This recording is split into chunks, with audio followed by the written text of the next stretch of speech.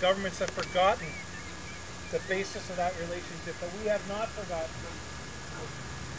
And our people have fought that fight for many years now. It's important, as we're standing here today, that we remember to continue carrying that fight, because we are dealing with one of the most aggressive governments in our time. Woo! Who in their minds thinks it's okay to legislate against our interests. And it's the same old colonial thinking.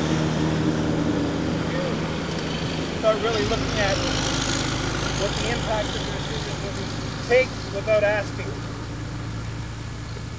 And it's not even a scenario. It wouldn't be half as bad if they did it and they said, we'll talk to you later. But we'll talk to you, we're not even going to talk to you, we're going to do it, and that's just the way it is. Those days are done. And for the first time, we have a powerful set of tools at our disposal to hold those governments accountable for the decisions they make. And it's time they wake up and they understand that relationship and what it meant. And they recognize our place in this country. This is our land.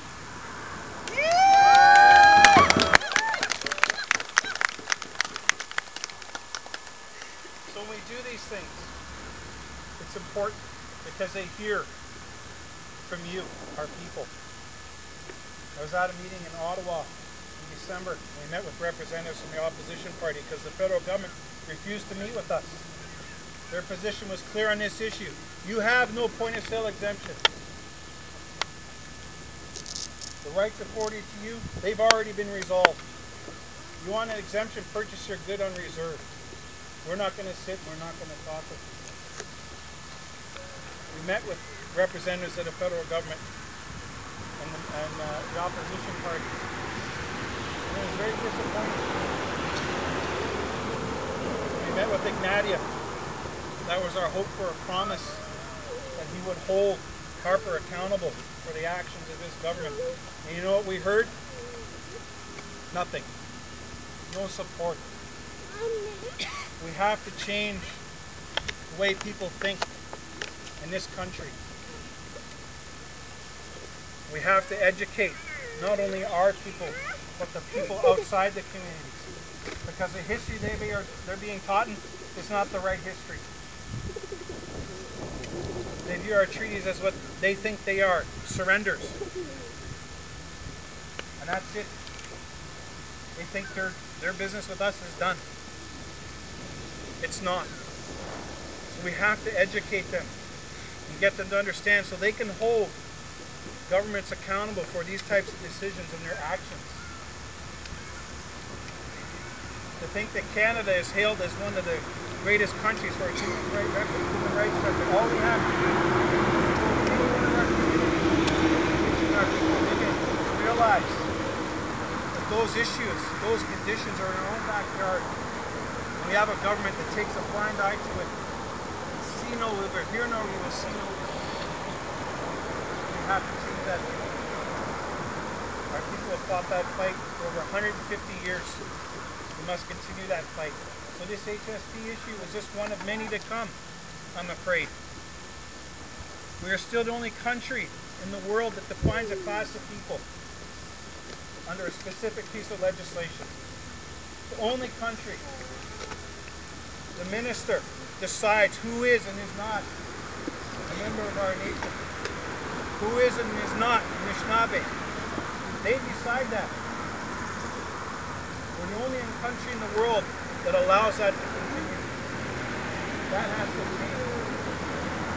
We have to continue to fight the good fight. So when I see our people standing here together, that's important. The thing they say to us, oh, we're hearing from the leadership, but you know what? We're not hearing from the people.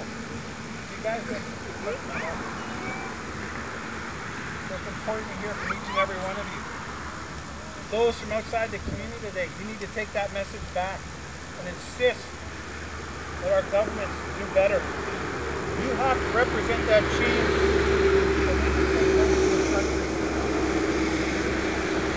There's a new word today, it's called reconciliation. The courts, the Infowatch report said until there's true reconciliation in this country, we're always going to have conflict. We're always going to be unfinished business. Those issues need to be resolved. We should never be made to feel like beggars in our own land. We look at what government benefits, the private sector benefits from our territories, the developments that take place in our territories, and we don't even benefit. And now they want to take that point of sale exemption away from us. How do you tell a single mother who's living on a fixed income who now has to plan for $13? Where's she going to get those dollars? The impacts of this decision are real. It will only further marginalize the most dispossessed people in this country. And the country we live in, the country that boasts its human rights record, that's a shame. It's unacceptable. Our Prime Minister will apologize to our communities and the survivors of a residential school. Only a year, almost a year to the date of that apology, stands in front of the world at the G20 summit and says Canada has no history of colonialism. How shameful is that? Almost a year to the date of that apology. So they need to continue to hear us. We need to continue to stand strong. We need to continue to be of one mind on these issues. Because I have to tell you,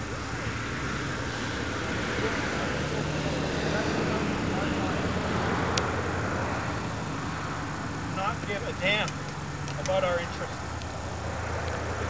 We must continue to hold them accountable. For those of you who came out today, took that time out of your schedule to make that sacrifice, I thank you. Your time. And again, to those from outside our community, take these messages back. Tell your people that things must change, because it's with you that change is going to happen. And let's start learning the real history in this country. Love you.